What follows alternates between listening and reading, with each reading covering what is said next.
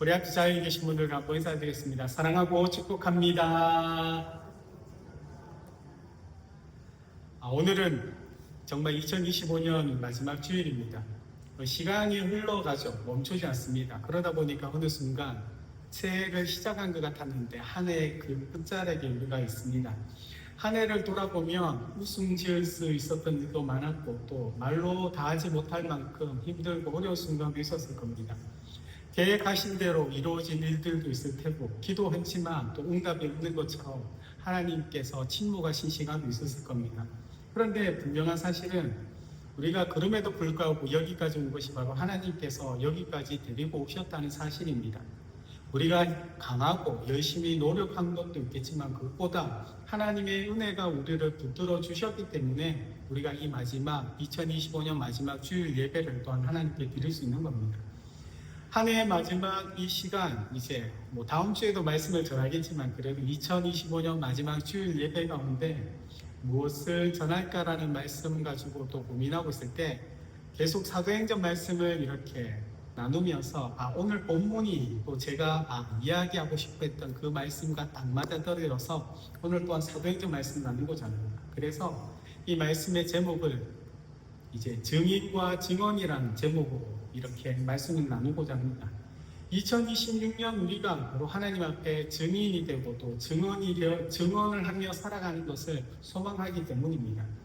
우리가 읽었던 이 사도행전 10장은 한 사람의 회심 이야기로 이렇게 끝나지 않습니다.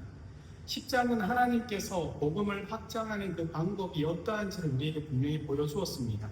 가이사라에 사는 이 고넬료라는 백부장과 그의 온 집안이 예수를 믿게 된 이 사건은 개인의 구원을 넘어서 하나님께서 이방까지 복음을 확실하게 전파되는 것들을 하나님께서 직접 선언하면서 보여주셨던 사건이고 순간입니다.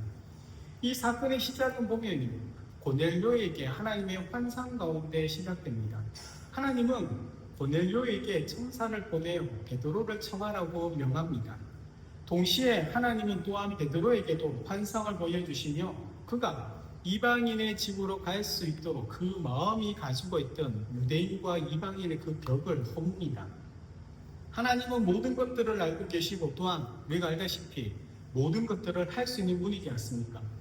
그렇다면 하나님께서 고넬료에게 직접 복음을 전하셔도 되었을 거지 않습니까? 천사를 통해서 예수님의 십자가와 그 부활에 대하여 하늘에서 우리 하나님께서 직접 설명하시고 그에게 말씀하셔도 됩니다. 예수님이 누구인지, 그 십자가와 부활의 의미가 무엇인지, 또한 성령이 어떠한 분인지를 우리 하나님께서 직접 하셔도 되는데, 그러나 우리가 지난번에 나눴던 말씀처럼 하나님은 그렇게 하지 않으셨다는 거죠. 하나님은 고넬료에게 사람을 보내라고 하시고 베드로에게도 사람을 만나러 가라고 명합니다. 어떻게 보면 하나님의 그 일하심이 복잡하기도 하고 또 느려 보이기도 합니다. 그런데 그 이유가 분명하더라는 겁니다. 그 이유는 하나님은 구원의 증인을 기적 같은 일들이 아니라 사람으로 세우시기 때문입니다. 이 쉽게 이야기하면 하나님은 기적이나 기도 응답으로 일하시는 것이 아니고요. 그 사람을 통하여 하나님은 일하시더라는 겁니다. 사도행전을 보면 성령이 특별한 방식으로 임한 사건이 전체 보면 3번 기록됩니다. 첫 번째는 이 사도행전 8장에 빌립 집사가 사마리아 성에 내려가서 전도했을 때 복음을 받고 구원을 얻은 사람들에게 나중에 사도 베드로와 요한이 가서 안수할 때 성령이 받게 됩니다. 우리 사도행전 8장 17절 함께 읽겠습니다. 이에 두 사도가 그들에게 안수하며 성령을 받는지라. 그리고 또 두 번째가 오늘 본문이죠. 고넬료 사건입니다. 10장 44절 우리 함께 읽겠습니다. 베드로가 이 말을 할 때 성령이 말씀 듣는 모든 사람에게 내려오시니. 마지막 사건은요. 사도행전 19장에 보면 에베소 교회의 구원 얻은 백성들이 있거든요. 그런데 바울에게 그들이 구원은 받았는데 바울에게 다시 안수받아 성령 받는 사건입니다. 우리 19장 6절 함께 읽겠습니다. 바울이 그들에게 안수하며 성령이 그들에게 임하심으로 방언도 하고 예언도 하니. 아멘.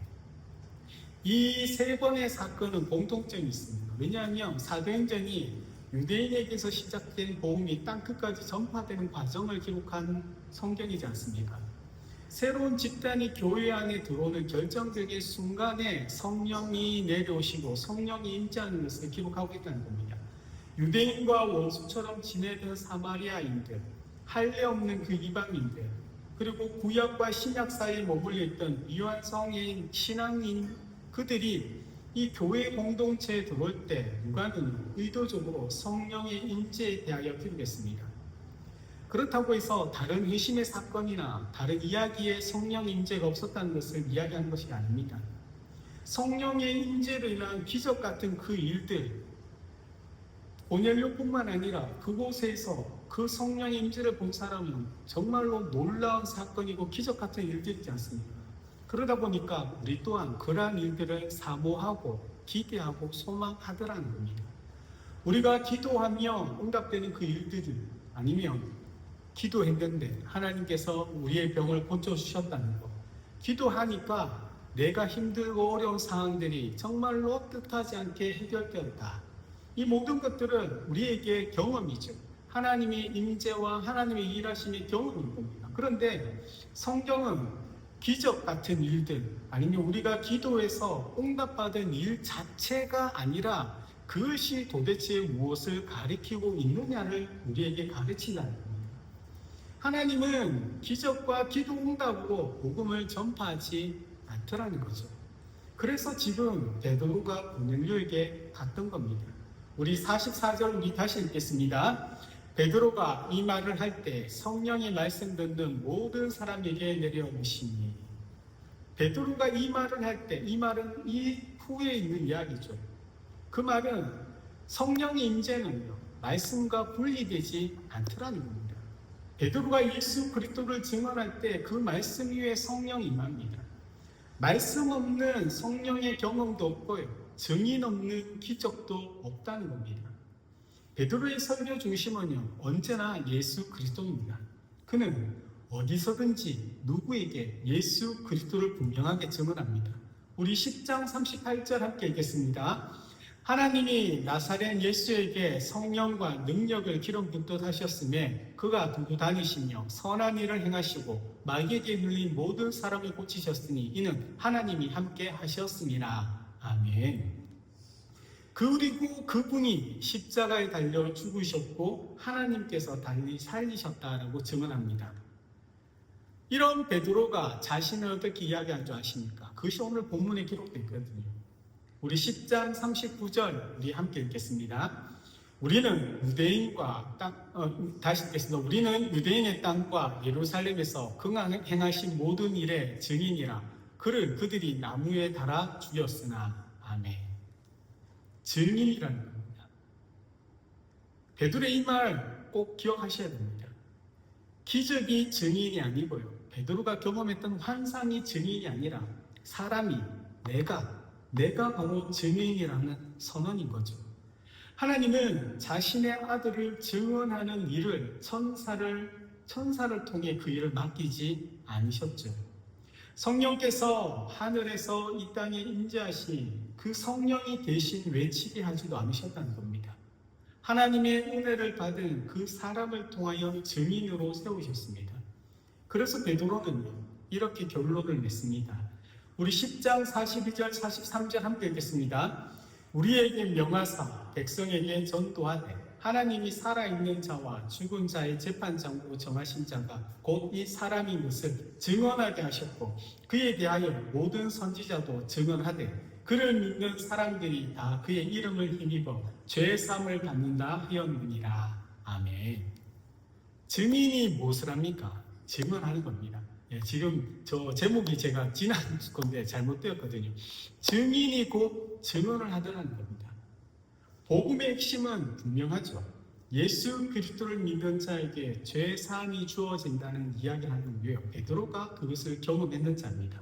그리고 그 사실을 증언하는 책임이 우리에게 맡겨졌다는 거죠. 베드로가 우리가 누구라면 증인이라고 얘기합니다. 사도행전은 증인이 땅끝까지 가서 증언하는 이야기들로 기록되어 있습니다. 우리가 솔직히 말하면 사실 우리 또한 고넬료처럼요, 하나님이 환상 가운데 아니면 하나님이 직접 나를 만나 주시기를 우리는 소망합니다. 때로는 베드로처럼 하늘에서 하늘의 음성이 들리며 분명한 환상 같은 것들이 우리에게 나타나기를 그러한 경험이 있기를 기대합니다. 왜 그렇겠습니까? 그렇게 하면요, 내가 하나님의 은혜를 확실하게 경험했다고 우리가 알고 있기 때문입니다. 내가 믿음의 반석 위에 서 있을 때 흔들리지 않도록 때로는 나의 믿음을 증명하기 위해서라든지 내 삶이 옳다는 확신을 얻기 위해서라도 하나님이 나와 함께하고 계신다는 것을 어떠한 기적이나 기도 응답을 통하여 우리는 확신을 가지고 갑니다. 그래서 우리 또한 늘 이런 생각을 하며 어차피 2025년을 한 해를 지났지 않습니까? 하나님, 우리의 가정과 우리의 자녀와 우리가 하는 모든 일들을 지켜주시옵소서. 또 하나님, 그 지경을 정말로 확장되게 도와주십시오. 그렇다면 내가 주를 위하여 살아가겠습니다. 그런데 끊임없이 그 기도를 하다 보면요, 어느 순간 하나님 왜 응답하지 않으시는지에 대하여 우리가 또 묻게 됩니다. 왜 남들을 보며 간증거리가 많은 것 같은데 왜 내게는 그런 간증이 없는지, 왜 나는 평범하게 살아가고 있는지, 우리는 이런 간증이 많은 이들을 때로는 부러워합니다. 우리가 11월 달에 다니엘 기도회를 이렇게 보았지만 그 다니엘 기도에 나오는 사람은 그 일생과 그 삶에 그가 감당하기 힘든 간증을 가지고 나왔지 않습니까? 저도 그렇지만 그분들의 이야기를 들으면서 내 삶은 저렇게 극적인 반전이나 저렇게 하나님의 역사가 그런 것들이 없고 평탄한 것 같은데 저분은 정말 하나님 앞에 극적인 간증과 성령의 깊은 체험을 했는 것들에 대하여 하나님의 살아계심을 이렇게 믿으면서 동시에 어떤 마음이냐면 왜 나는 저런 삶에 저런 간증이나 저런 일들이 내게 없을까라는 거죠. 정말 이 놀란 치유들, 기도할 때 응답되는 일들, 정말 그런 것들이 있어야 나도 정말 살아있는 신앙인처럼 느껴지는데 그렇지 않다는 겁니다. 그런데 오늘 이 본문은 고넬료에게 나타냈던 천사나 그 환상, 베드로에게 보여주신 환상이나 그 하나님의 음성과 또 그로 인한 성령의 임재, 이것이 정말 중요한 것 같은데 그 자체가 목적이 아니더라는 겁니다. 그것은 모두 하나의 방향을 가리키는 하살표일 뿐입니다. 그 하살표가 가리키는 것이 어디겠습니까? 언제나 똑같습니다. 우리 삶에 이 땅에 사는 모든 하나님의 사람들이 경험하고 체험하는 성령의 역사들이라든지 아니면 기도할 때 응답받는 이 모든 것들은요, 그 모든 것들 자체가 목적이 아니고요, 그 모든 것들을 통하여 하나님께서 가르치는 것이 분명하다는 겁니다. 바로 예수 그리스도입니다. 그리고 그 예수를 증언하는 그 사람입니다. 베드로는 고넬료의 집에서 말합니다. 우리는 그가 하신 모든 일의 증인이라고. 그분은 십자가에 달려 죽으셨고 하나님께서 다시 살리셨으며 그 부활하신 주님을 직접 보고 함께 먹고 마신 증인이라고 내가 증언하고 있습니다. 그래서 여기에서 중요한 단어가 바로 증인과 증언입니다. 하나님은 이 땅에 교회를 세우시고 하나님의 아들을 이 세상에 전파하는 일을 천사들에게 맡기지 않으셨습니다. 성령의 임재가 기록되어 있지만 성령께서 하늘에서 큰 소리로 외치게 하지도 않으셨습니다. 하나님은 사람을, 베드로를, 고넬료를, 저와 여러분, 우리를 증인으로 세우십니다. 이것이 우리가 가장 받아들이기 힘든 하나님의 방법입니다. 왜? 우리가 원하는 방법대로 하나님께서 일하시지 않더라는 겁니다. 때로는 하나님이 직접 역사하시면 더 쉬울 텐데, 그러나 하나님은 굳이 우리를 통과해서 그 일을 진행하십니다. 실수 많고, 연약하고, 때로는 죄도 짓고, 부족한 것 같은데, 그런 우리를 통하여 복음을 전하게 하시고 연약한 우리를 통하여 지금까지 하나님의 나라를 증인으로 우리를 통하여 증언하게 하시더라는 겁니다.